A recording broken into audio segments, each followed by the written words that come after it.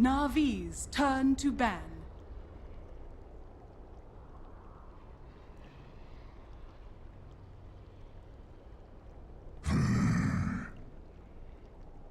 Dire team ban.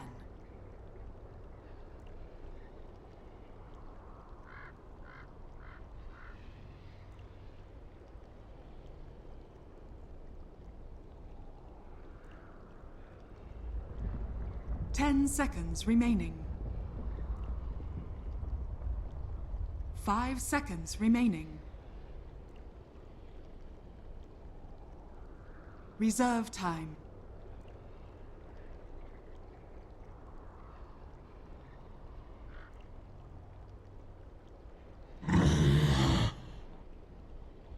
Navi's turn to ban. Enchantress. Welcome back, everybody, here to game number 2 of our best of 3 in Navi versus Polarity. It is elimination time. We are in our lower bracket, round 1. That's right, both these teams actually lost their quarterfinal games in the Epicenter online qualifier. And now we will find out who will be able to advance themselves forward. The winner of this game plays up against Team Spirit. Well, we still have another series coming up directly after this one, so definitely do not go anywhere. We will have LC going up against Vega and as our next game. Winner of that will go up against the Danish Bears in the lower bracket round 2. If you guys missed the matches yesterday, just a quick update for where we were resulted. Team No Diggity were able to actually defeat out Team Spirit 2-0, and Power Rangers were able to go 2-1 over the top of the Danish Bears. So we have the upper bracket final. That game is scheduled for, I believe it is now 3 days time or 5 days time from now. We're going through most of the lower bracket before we move on, but we'll end up having lower bracket round 2 tomorrow night. So winner of this game will kick off our matches tomorrow night at the same time, right here on the same Twitch channel. Let's get into game number 2, however. Heen, welcome back. The draft is already underway, and it seems that Navi isn't really changing up much with their draft, but Polarity, we get a first phase pick PL. Yeah, this might be the mid PL that we've been seeing recently against the Invoker. I think TL as a counter to Invoker might have started in China. I'm not sure. I heard so, like in China. A lot of people pick PL because Invoker is such a popular hero and they don't want to deal with the BS of a hero that Invoker can be. And they just pick PL and you're never in danger of dying to him. And you can actually pressure Invoker to a great extent. We're going to have to see what Polarity, having no information on Polarity. Is this the first PL game? It may very well be. But yeah, they banned out the Wisp from Navi, so they don't have to deal with any Wisp shenanigans. That was definitely an issue in the previous game. I think mid-game, CK, he might not have like outright killed Navi, but in team fights, you could tell nobody really wanted to go into the center of the team fight because you show up without repel and you're dead to CK. That's just how it was, and you just can't have BKBs at that timing mark. They needed some better strategic like movement throughout the map to either avoid team fights or just not get into those situations. But yeah, Navi are pretty confident that they didn't lose because they picked the wrong heroes. It was a matter of execution from their point of view. I like whenever you have Power and Invoker, you can't really blame the heroes. They're such flexible heroes. Yeah, and you saw the power of the Invoker in that game. It's just that you look every time for an OD to play against a CK. Someone who, like, even just having something like a Lion instead of something like the Bane may have been another choice for them, but because they first phase picked the Bane. But you can't, again, blame Na'Vi for it because it's a stable support hero they have turned to a lot. Also, one of the other very successful teams in this qualifier, No Diggity. Like, Cinderin is always, like, first phase picking that Bane up. So yeah, you can't blame them for it, but at the same time they just had nothing to deal with illusion-based heroes. There was no cleave, the Sven was banned out, they just had to deal with it the best way they possibly could. But now we actually get into a lot more of a comfort zone again. We actually have a lot more global presence. Can synergize nicely with the Bounty Hunter. The Nature's Prophet is on the field. Means they've got some pushing power behind them, and we're still missing the number 1 position now. So Diddy Ra's last hero is all that we're missing. Wait, hang on. I mean, it could be a teacher Nature's Prophet. Actually, yeah, it has to be, right? Because you've got General's Batrider already on the field. Yeah, unless they go for something crazy, like Support Nature's Prophet. Support Nature's Right. Prophet, support Batrider. You could go Jungle Prophet.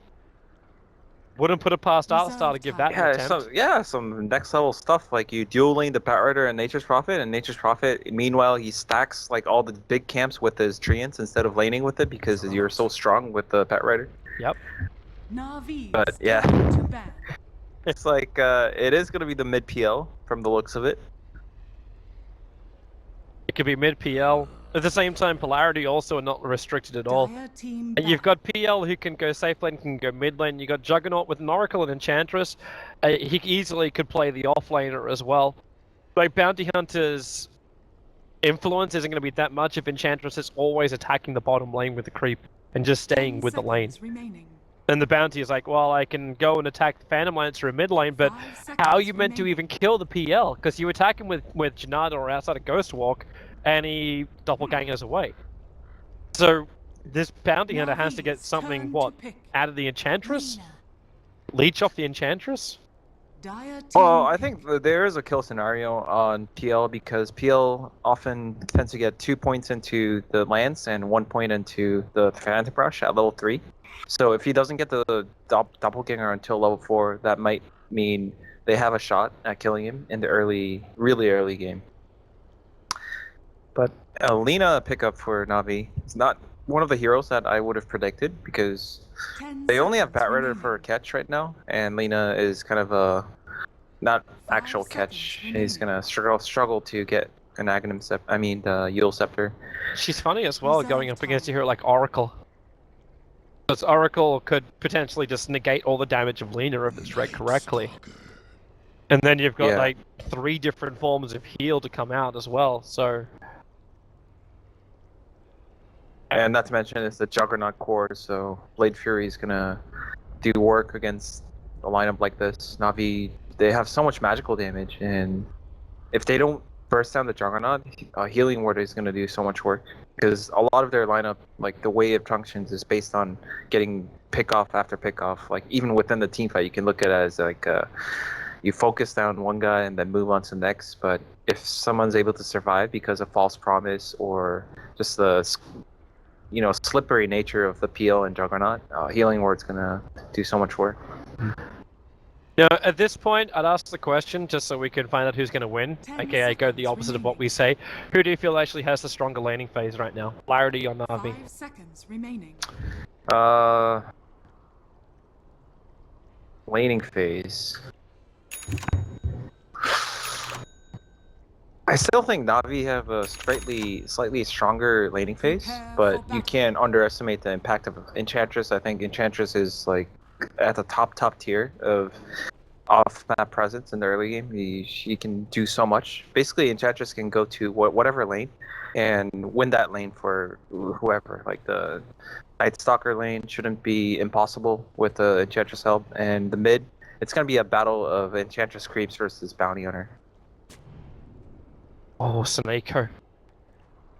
The timing from Lil then was just a little off. Like, if he also put that ward just a little bit higher, he would have seen the movement of Saneko. Yeah, they have double sentries on Polarity, so Neko probably made note of it. And he's picking out the fact that Lil's still there.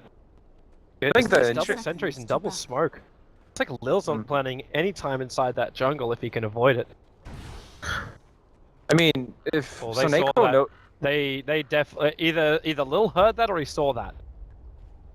if Soneko noticed a double smoke on Enchantress, he might play like Stalker mode on the Enchantress. But the interesting thing about Enchantress is she's not really all that level dependent, so a bounty hunter The chasing battle her around begins. is not the biggest deal compared to heroes like Enigma or Chen.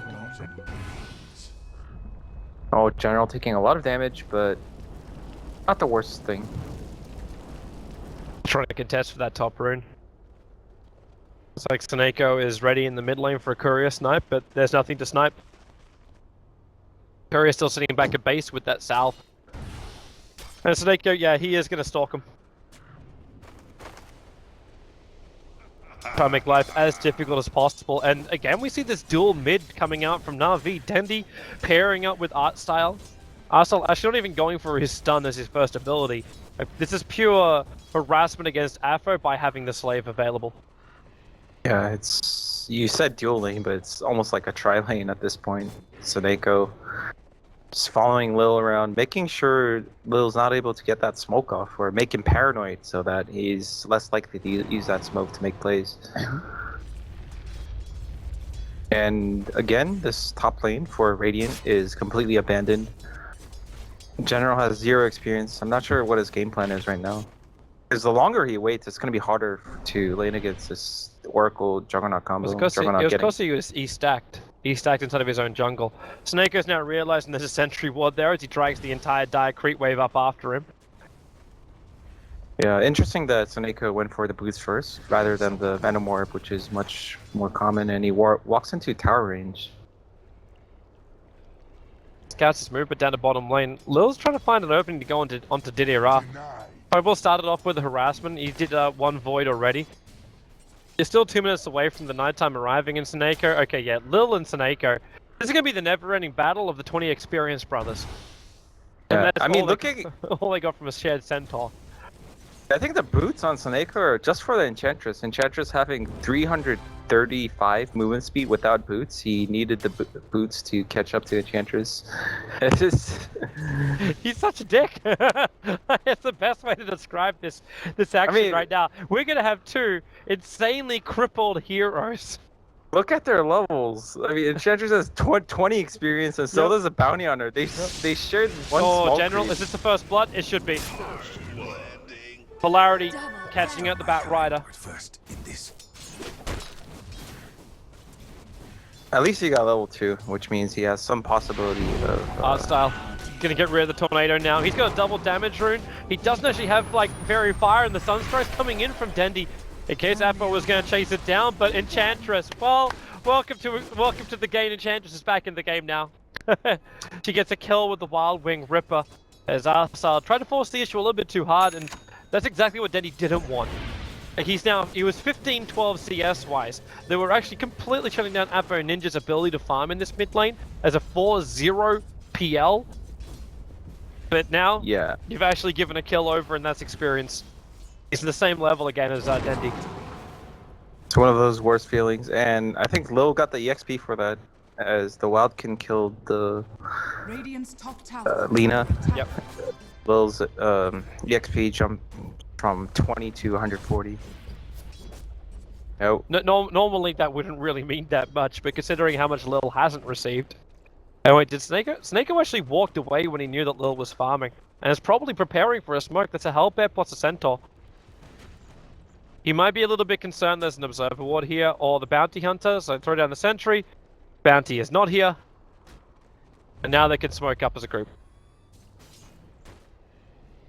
Yeah, it looks like Soneko wanted to take General's place in this hell of an off lane.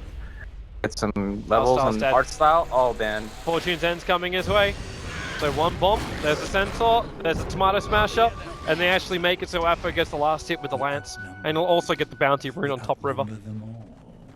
Oh wow, Afro didn't have his bottle yet. That's how much he's been getting pressure. He had 6 CS. Yep. Not really much he can do, but at the same time, you look at the other lanes for Polarity. Night Stalker has been having a... I mean, this is pretty good for a Night Stalker. It's like, considering he's up against like a Nature's Prophet, you could burn so many consumables just being in this lane without a PMS, but yeah, he's had a good time. I mean, the weird thing about Navi's lane setup right now is it's like triple solo lanes, and this Lina is dual laning with Invoker. So one of the things when you run a safe lane Nature's Prophet, you want to be able to use that early net worth to make plays for your team. But if he leaves the lane, that means Night Stalker is free to do whatever. It's not like the Lina's with the Nature's Prophet and Lina can get some EXP and get that early Laguna Blade. Still trying to see this, like, where you going, Lina? Like, you throw down an Obs Ward, terrific. Bounty actually, okay, so he's giving sentries over to General. General still, like, the fact he's level 5, 5 minutes in, we give him props. But they still need to reach that Blink Dagger, and Snake needs to have more levels. Like, I know he's crippled the Enchantress, and all the supports are running around at like crap all levels. This is actually probably the biggest disparity in levels that I've seen in a very long time for 6 minutes into a game.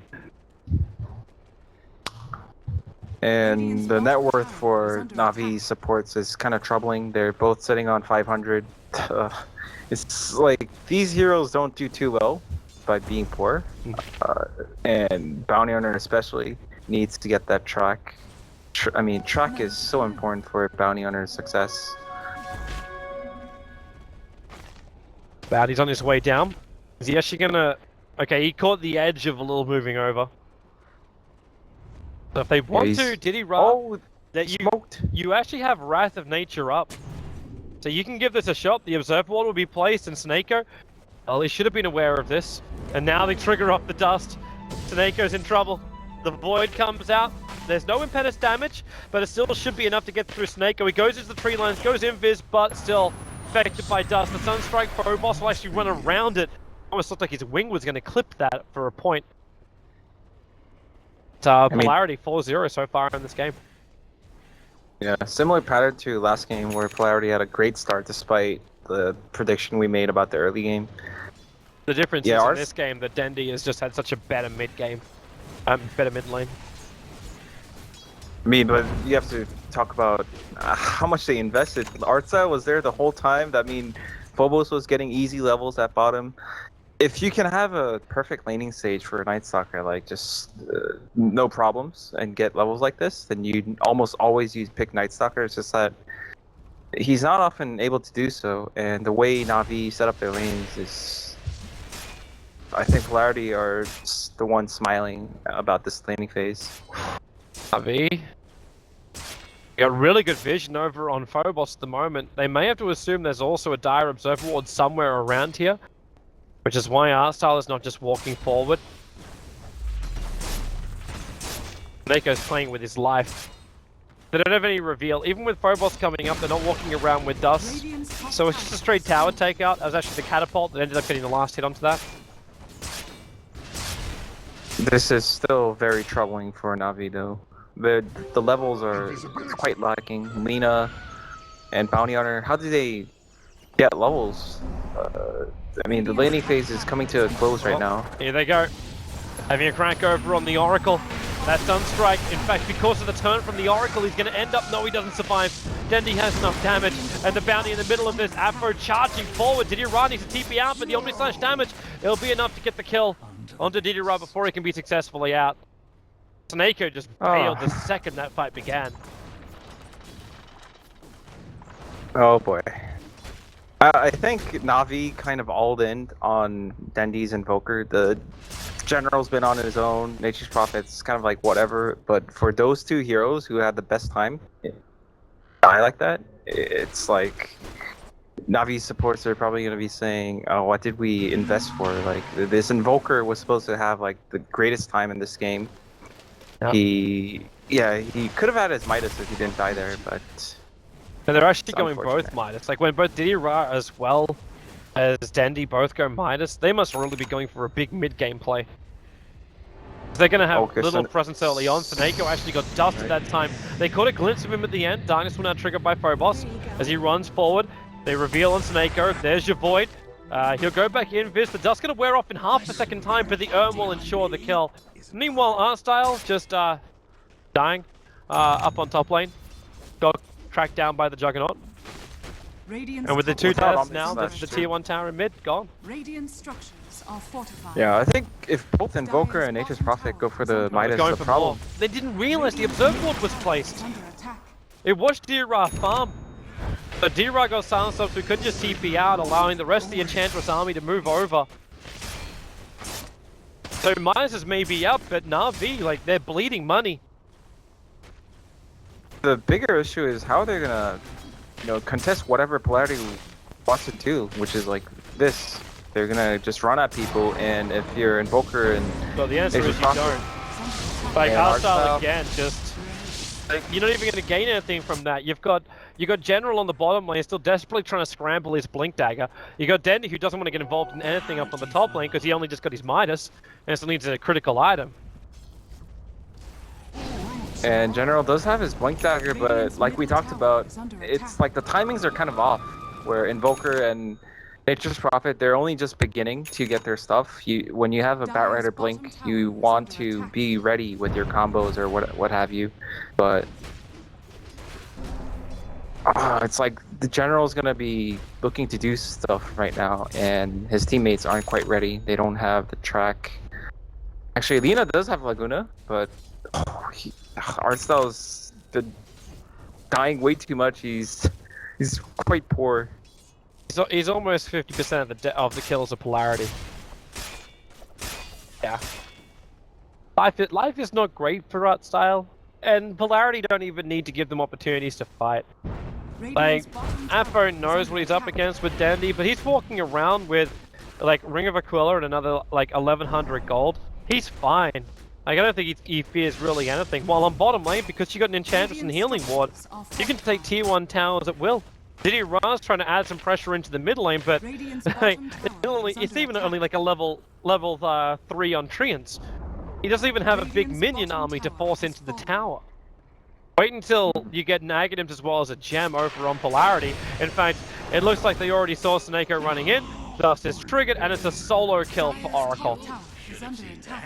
Yeah, rough life. General's trying to get Afo. And yeah, it looks like Polarity are not going to give up this tower. General's dead. Yep. He's actually baiting him to go for the lasso. Arcel, nice double light strike array. With a follow-up Laguna, they end up getting a 1-for-1 trade-off. Sunstrike also going to connect on top of Phobos. Artstyle, he's sticky about turning for another light strike array, but Pasha, they need to isolate him inside that Sprout. Snako's here as well, so they attack him down, but now Phobos comes into the fight with the extra support arriving in from Oracle. They'll end up killing off Diddy Ra and looking for another target. So what looked like a 1-for-1 trade-off, with considering how far Na'Vi was behind, that would have been a good one. Ends up being a 2-for-1 trade-off, and Polarity get the favor. Yeah, it's almost like Polarity, the way the game has gone. They realize that Na'Vi don't really... They checked out the double Midases, obviously, so they're thinking, okay, Na'Vi definitely don't want to fight us for now. I mean, they don't have the strength to fight us or the utility. So we're just going to run at you. And the Oracle, you usually think of it as a defensive support, but this game, it's just Oracle's going ham. He's just going to hunt down all these squishy supports. Even Nature's Prophet is kind of... Is General dead? I think General's dead. The Lancers forward, they charge after him. Diddy-Ra tries to create a little bit of space here with the Sprout, so General can get up the hillside, but then he's also back in range of Phobos, who's now also in range of the Juggernaut. He doesn't have mana for that Omni Slash for another, like, 3 seconds. As Dandy runs away, now Omni Slash is up. Slices around, actually bounce off Dandy, back into the creep wave. The Laguna Blade will actually help to get that kill off, but Arcel trapped in. There's way too much damage driving for Polarity, not to mention the survivability. They take 4 heroes. Denny was only lucky to survive thanks to a lucky, or a bad jump for the Omni Slash. But now Polarity just take the tier 2 tower up in mid. This game looks like it's going to be a lot quicker than game 1. And the chance of a comeback for Na'Vi is even lower. It's a bounty hunter who's level 4, 14 minutes into a game. If they had track, maybe it's 3-17, but one good team fight for Na'Vi would mean Bounty Hunter has like a mech off the bat and his teammates get a bunch of gold, but they're just so far behind on schedule. This lineup, I feel Na'Vi probably had different kind of time marks for how to play this game. Yeah. But they just overcommitted to mid. And their safe lane and off lane didn't really... It was like the worst case scenario. You have like a Nature's Prophet against Night Stalker. It's a wash of a lane. Night Stalker's pretty happy. And I mean, the Juggernaut was free farming. And they could have maybe done something to make sure that General is going to be able to lane. Like, have a bounty hunter there early on because... Yeah, Lina was covering for... You've seen your last... That's just easy. I mean, they didn't even really work for that kill at all. I mean, you look at Dieter and his items, like, when you have a Nature's Prophet in the off lane, he has more items than this. This is quite troubling. He's 0-5. That's why it's really weird too with this Nature's Prophet, because like when you build this way, like you get, like he's now completing out treads, he's got a bracer, You build a hand of Midas and a safe lane prophet. Like, most of the successful safe lane prophets we've seen are the earlier combat ones. The ones that will get a couple of levels, instantly TP out, and that's when Arstar will like go to the bottom lane and get levels, or you send the bounty hunter to get his level 6, while the prophet is out there hunting with everybody else. Like comboing with already your great mid lane that happens. Oh man. Oh, nice. General can't even get a last 2 off. False Promise is just way too good. And Oracle, at least he's stuck inside the tree lines. That Sunstrike's coming in, and Arstar, he's still got Laguna Blade. He's looking for a better target. He actually ends up just triggering it over on the Oracle to ensure they get something out of this. And He's they're trying to gonna time the deny Forge it. Spirit attack, but he can't do it. Dire's Not gonna top happen. tower has been denied. So Nako, he's trying to get level 6, but it must feel like forever. These creeps aren't dying fast enough.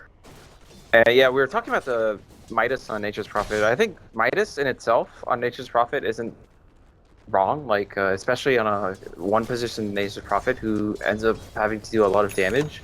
But you have to take it into context, like how the lanes went and what kind of lineup you're up against. Like these cores on Polarity, they're not just gonna farm for farm. They're generally gonna run at you, and especially the way the laning phase folded out. This bounty hunter got super crippled, and Polarity noticed that there was a weak spot in Na'Vi. Like, you smell weakness when you see 2 cores go Midas when your Batrider is near his Blink Dagger, and then that's your cue to just run over them. Yes, the track's gonna come up and Lotus Orb will be done for Oracle. He's just gonna dispel it. Even then, like, finding a kill from Arstar is gonna be difficult because he's gonna pop himself. He's gonna Laguna Blade himself. They're making a play for Aphro with this smoke. General, however, has too many targets to choose from. They ping out because Aphro actually moved himself away from the rest of his illusions. They do get the wait. Oh man. No! Aphro was protected! This was the issue we're talking about during the drafting phase as well, where Aphro, with the help of an Oracle, Alina is terrible against it, and Pasha comes in from behind with Phobos. They get the kill onto Arstar. That's now going to make it his 7th death in this game. And there's the Aghanim Scepter for Phobos. I think before the Aghanim Scepter, there was like some slight chance that Na'Vi could have played hide and seek. With this Aghanim Scepter up for Phobos, it's going to be impossible for Na'Vi to do what they want to do, which is avoid fights and be more efficient throughout the map. Oh my. Say hello to the one little tree that's going to get to watch Roshan die. The Aegis Immortal will go into the hands of the PL, who's rapidly approaching his Diffuser Blade. And Navi's looking for a trade-off. They're coming to top lane. So PL's the first one to the front line. And he has an Aegis too, so he doesn't really give a crap. Kind of still respecting the fact that he might get jumped and he has to lose an Aegis for nothing. He wants to prevent that. But we were talking about how bad of a game Soneko is having, and if this Night Stalker picks up that gem, which I suspect he'll do, in 300 gold, oh man, that's so frustrating for a bounty hunter. It basically means what Soneko is currently doing, he can't, or else he dies. It really is that simple, and Na'Vi need him. Na'Vi needs Soneko to be on the front lines looking around for a kill. And not having this happen where Batrider is away from every other first player of his team. Looks like he was trying to contest Ancients. But General said again. It really hasn't been a good day for General or for Artstyle. It's been a rough I have no time. idea what General was doing there. But at the same time, I don't blame him, because we talked about this issue where when your 2 cores were supposed to deal a ton of damage, start going for these non-combat builds when you're about to have Blink on Batrider, it kind of extends. It doesn't just stop there. It kind of set them back, and the Nature's Prophet is having, I think it may very well, Dichara is having the worst game among the 5 on Na'Vi. He just feels so weak right now. I think he still has no idea what item to go for, possibly, but he's gonna go for the drums. Not gonna make the biggest difference because it's already 2 and 2. Like, you want drums because your team's gonna 5-man and you're winning the team fight, ideally, and you're going to pop that drums charge, chase, get more kills. You know what it actually feels like? It feels like, you remember, like, it was always the sayings in Dota 1. Like, if you've got 2 braces, it's fine. If you've got 3 braces, things are in trouble. If you've got 4 braces on your team, you're dead. Speaking of which, goodbye, Snako. It always feels like that. It's like, it's stats for the sake of having some kind of stats to survive. Yeah, but I feel like he might as well have just skipped the drums. Dira's dead. Phobos, he was the one that started off that fight on the bottom lane. Dira actually is able to TP out in time, not enough damage. Arriving from Afro Ninja, but, well, goodbye, General. Wow, that's deep, Pasha. I know you got a Blink Dagger as well as a Mana Style. They end up triggering the Manta. Jumping around, Dira, here comes your spin again. Pasha not the chase, the drum charge was triggered, but he couldn't get away. Snake will die underneath his own tier 3 tower, and with Laguna Blade, no! Enchantress still survived once again. Oh my goodness, Oracle and Battle. It's a triple kill for Pasha. But you just can't get anything back. Yeah, they're coming straight back to life. The game was good. If you're a Polarity fan, if you're a Na'Vi fan, you shall shed a tear tonight. Not only got defeated, you got defeated convincingly by Polarity. But they're still going to keep fighting until the end.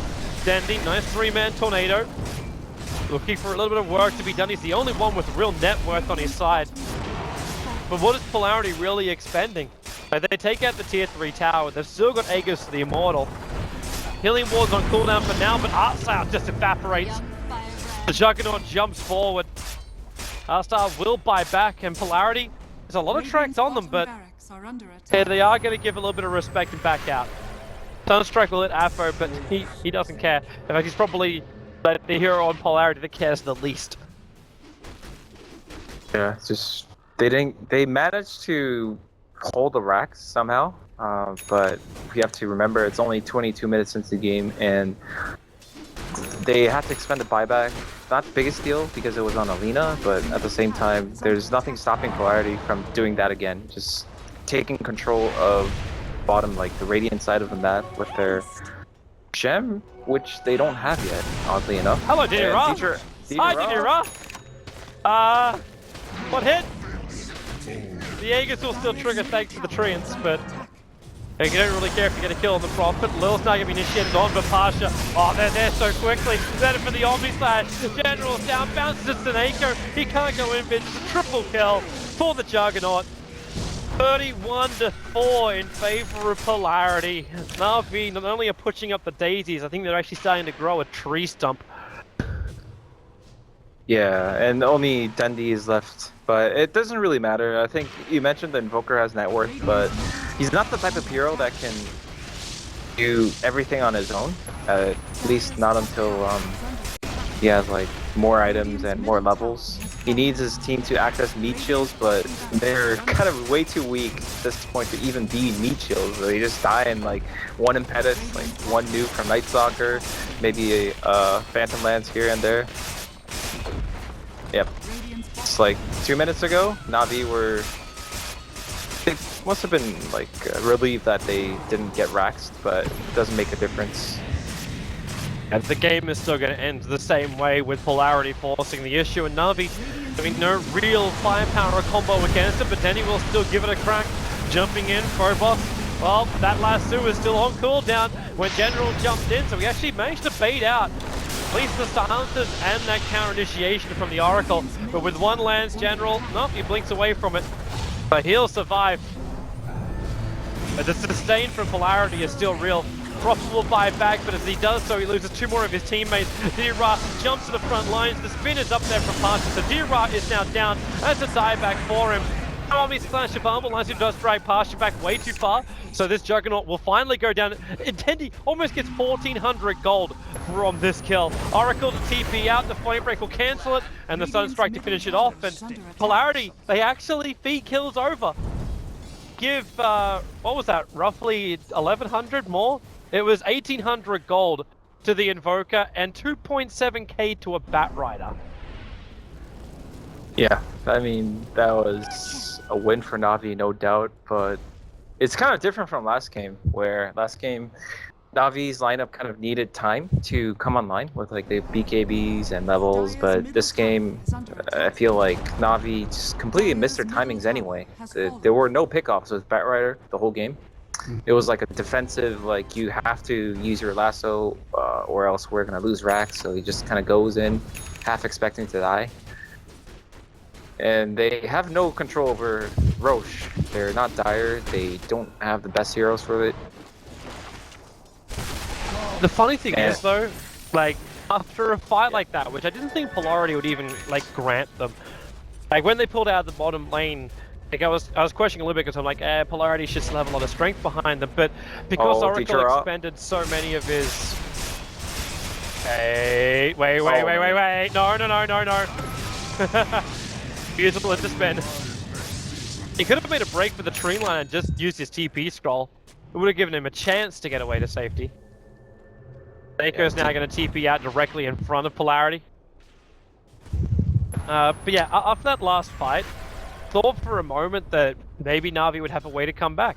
Like, Denny's starting to get to a point where he may be able to buy up that Octarine. You're still running double Midas, you've got a profit, so split push is an option, as long as you can keep a little bit of vision out there. AKA trying to scout when the Night Stalker's running at you. And then you just had to like batten down the hatches and hope you get another track win.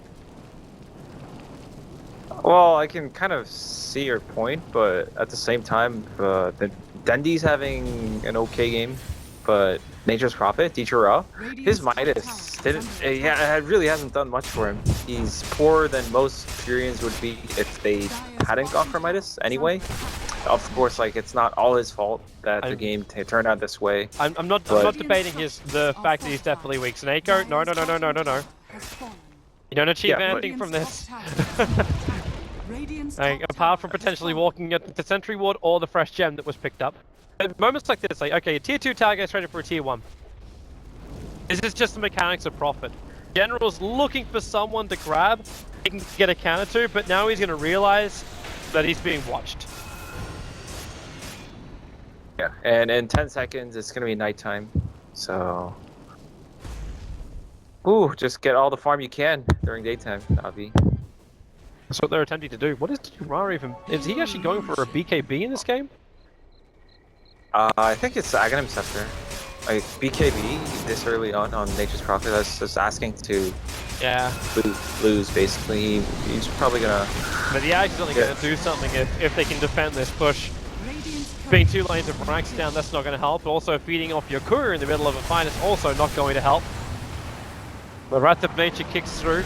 Not even much. And that creep army, a new one on the way in. Now they get the last suit. It's over on little protections, of course, there from the Oracle. That Ether Lenzi can reach so far, and Bounty mopped up by the Omni Slash. Didira as well. The Mana Star will allow Pasha to pop out of the scround into the spin, so Didira cannot control him. And this will now actually be the game with no buybacks really available. Dendi, we saw him 1v4 Polarity around Roshan last time. But this is a 1v5, well now a 2v5 with the buyback in general. But there's no lasso, they're almost using Courier as bait here for a moment. Polarity just looked too good. And General just blinked in onto a hero who had Diffuser Blade. And they'll trigger it again, Denny will go down. GG. This game is done. Yep. Just like some people are way too weak on Navi right now. Like Dendi, I think like seriously, even if he was level 25 with max slots, they might still have struggled with this game. That's how bad this situation is. Like the Nature's Prophet is a non-factor. He can't control the map against all these cores on Polarity with the Night Stalker. And then Batrider, he's been kind of struggling with what kind of role does he serve in this game all game, because like he hasn't been able to do anything other than to defend base. Mm-hmm. Yeah, pretty disappointing performance by Navi, because last game they were, you know, it was pretty impressive that they were making somewhat of a comeback after getting racked so early, but this game was a completely different beast. Just